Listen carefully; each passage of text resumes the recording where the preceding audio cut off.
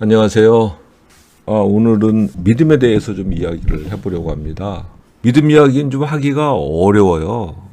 체계적으로 믿음에 대해서 가르치는 것을 찾아보기도 어렵고요. 하지만 이제 우리에겐 너무나 중요하고 또 실제적이기도 하죠. 성경을 보다 보면 믿음이 있어야지만 하나님의 은혜를 힘입는다 라는 거를 시사하는 내용이 참 많거든요. 그래서 오늘 하고자 하는 얘기는요, 믿음이 뭐냐, 믿음의 정의는 뭐냐, 그런 추상적인 얘기를 하려는 게 아니고요. 구체적으로 우리가 예수께서 이 땅에서 십자가에 죽으시고 부활하셔서 이 땅에 하나님의 통치가 시작됐는데 그 하나님의 통치의 어떤 혜택, 즉 죄의 용서와 그 하나님과의 놀라운 관계의 회복과 또 놀라운 기쁨과 기도의 응답, 이런 현실적인 그 혜택을 어떻게 하면 누릴 수 있는가, 그렇게 누릴 수 있게 하는 믿음은 뭔가, 그런 이야기를 이제 중심으로 좀 해보려고 합니다.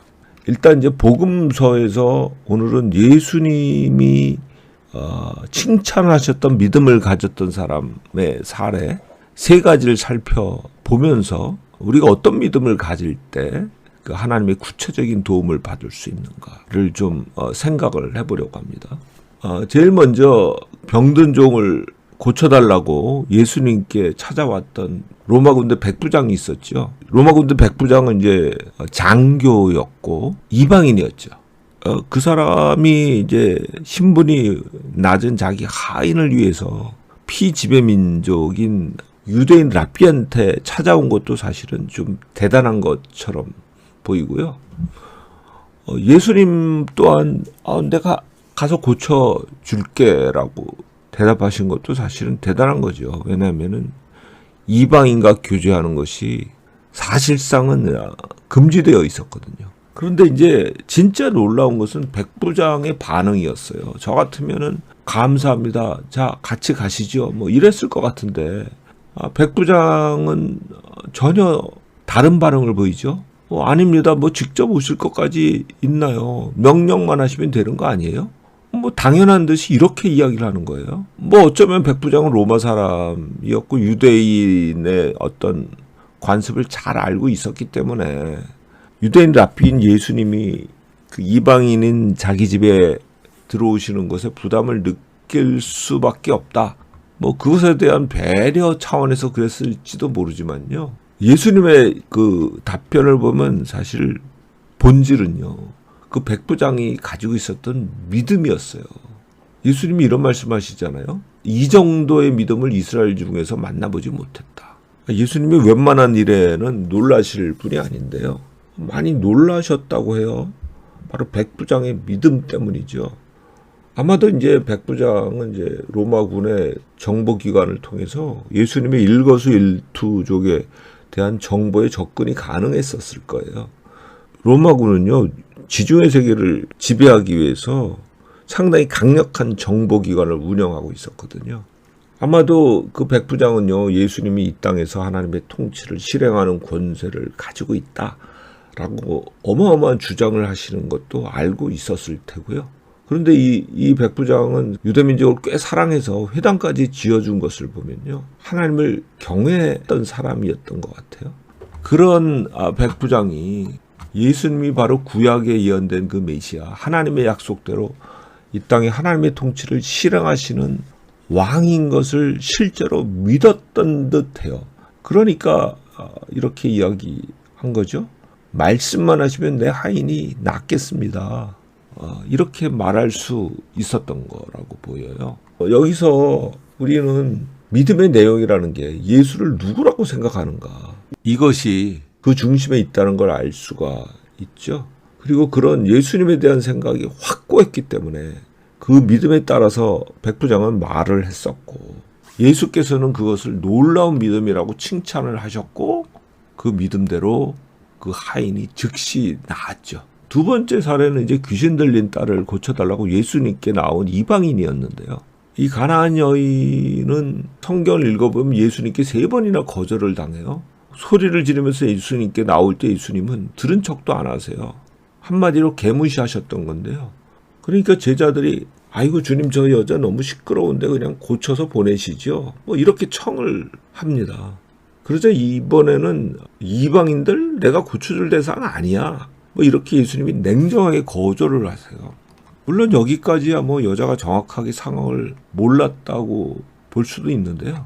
그 여자가 와서 이제 예수님한테 엎드려서 절하면서 도와달라고 이야기를 하죠. 근데 예수님의 답변은 사실은 절망적이에요. 치유? 그건 자녀들이나 먹을 떡이야. 개들에게 어찌 그 떡을 주겠나. 아마 우리 중에 대부분의 사람은요. 모욕감을 참지 못하고 부들부들 떨었을 것 같아요. 그래서 그 자리에서 뻘떡 일어나서 아마 가버렸겠죠. 어떻게 나를 개에 비하나 뭐 이러면서요. 근데 그 여인은요 포기하지 않아요. 그리고 한 걸음 더 나가요. 개요? 맞죠. 저는 개예요. 하지만 개도 주인이 먹다 남긴 거는 얻어먹지 않나요? 뭐 이렇게 대답을 해요. 이 대답에 예수님은 실제로 이 여자한테 항복을 하세요. 그리고 그 여자의 소원대로 딸을 고쳐주시죠. 그리고 나서 그 이유를 설명을 하세요. 내 믿음이 크다라고 감탄하시면서요. 그럼 그 여자의 믿음은 무엇이었을까요? 그냥 무조건 고쳐달라고 끝까지 매달리는 그런 고집스러움이었을까요? 성경을 살펴보면요. 이 여자는요. 주 다윗의 자손이라고 예수님을 불러요. 우리는 무심히 성경을 좀 읽었거나 들었기 때문에 상당히 익숙해서 느낌이 없을 수 있는데요. 예수님을 다윗의 자손이라고 부르는 거는 쉽게 할 수 없었던 거예요. 유다 백성이 수백 년 동안 목을 빼고 기다려왔던 메시아, 그 긴 고통의 세월에서 건져줄 사람이라고 바로 자기 눈앞에 있는 사람에게 이야기하는 거거든요. 아마도 그 여인은 예수님의 소문을 들었겠죠. 그리고 자신의 고통스러운 문제를 해결할 수 있는 분이 바로 이 다윗의 자손 예수임을 믿었겠죠.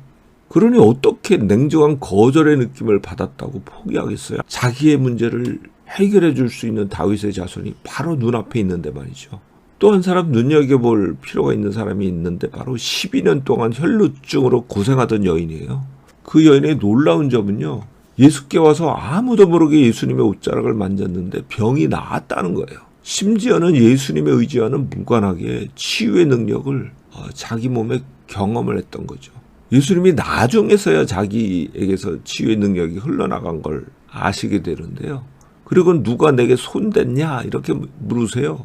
많은 지하철 수준으로 사람이 밀고 밀리는데 자기 옷자락에 손댄 사람을 찾으시는 거예요. 그 여인은 믿음으로 손을 댔고요. 치유를 입었던 것이죠. 수많은 사람이 예수님을 밀면서 만졌지만 그 여인만 치유를 받았어요. 왜요? 예수님의 말씀에 그 답이 있죠. 딸아, 내 믿음이 너를 구원하였다. 평안히 가라. 그 여인이 가진 믿음 때문이라는 거예요.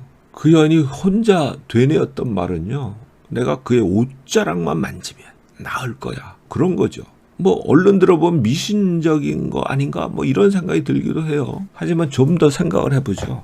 예수님은요. 나사렛 회당에서 이사야서를 찾아서 읽으세요. 주의 성령이 내게 임하셨으니 이는 내게 기름을 부으사 뭐 이렇게 시작하는 부분인데요. 이 예언은 하나님이 이 땅에 보내실 구원자인 메시아에 대한 예언이에요. 읽기를 다 마치시고는 이렇게 말씀을 하세요. 오늘날 이 말씀이 너희 귀에 그대로 이루어졌다. 즉 이 예언된 메시아가 바로 나다. 그리고 이 예언된 대로 하나님의 통치가 바로 여기 이 자리에 임했다. 뭐 이런 선언이거든요.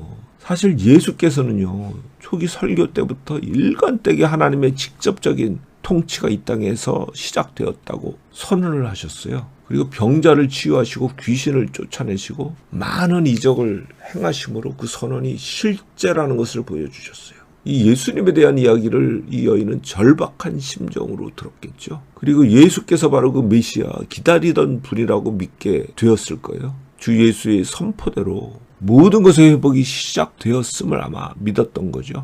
따라서 자신의 불치의 병도 그 메시아를 붙들기만 하면 낫게 되리라고 믿었을 거고요. 한번 정리해 볼까요? 여기에서 살펴본 믿음들은요. 실제적인 변화를 경험하게 하는 아주 중요한 어떤 동인이 되었음을 성경은 명확히 밝히고 있어요. 그리고 그 믿음의 내용은요. 그 핵심이 예수가 누구이신가? 그리고 그 예수의 통치권이 실제로 임하였음을 믿은 그런 거죠.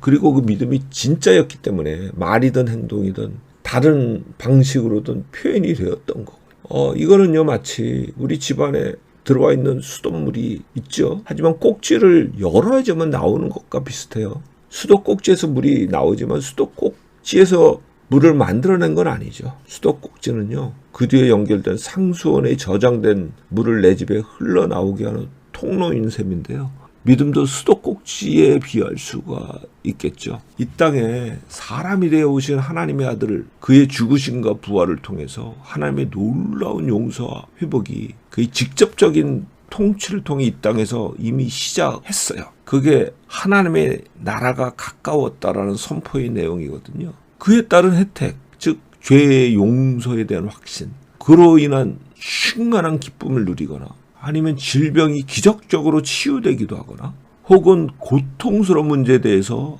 기도의 응답을 받는 데는 이 수도꼭지 역할을 하는 것이 믿음이라고 설명이 가능할 겁니다. 따라서 때로는요, 믿음이 매우 실제적이고 구체적으로 우리 삶에 하나님의 약속이 실현되는 결과를 가져오는 것처럼 보여요. 그러나 그 가장 근본은 땅에 오신 하나님 예수 그리스도의 죽으심과 그의 부활로 시작된 하나님의 통치가 이 땅에 임했다는 것, 그것이 가장 기초임을 잊지 말아야 할 것입니다. 성경은 이를 이렇게 정리해서 말하죠. 네가 만일 내 입으로 예수를 주로 시인하며 또 하나님께서 그를 죽은 자 가운데서 살리신 것을 내 마음에 믿으면 구원을 받으리라. 사람이 마음으로 믿어 의에 이르고 입으로 시인하여 구원에 이르느니라. 여러분이 모두 이러한 믿음으로 예수 그리스도께서 친히 죽음과 부활을 통하여 가져오신 놀라운 회복의 은혜, 죄의 용서와 하나님과의 화해와 놀라운 하나님의 임재의 생명 가운데 살아가는 모든 혜택과 특권을 날마다 경험하며 사는 삶을 사시면 참으로 좋겠습니다.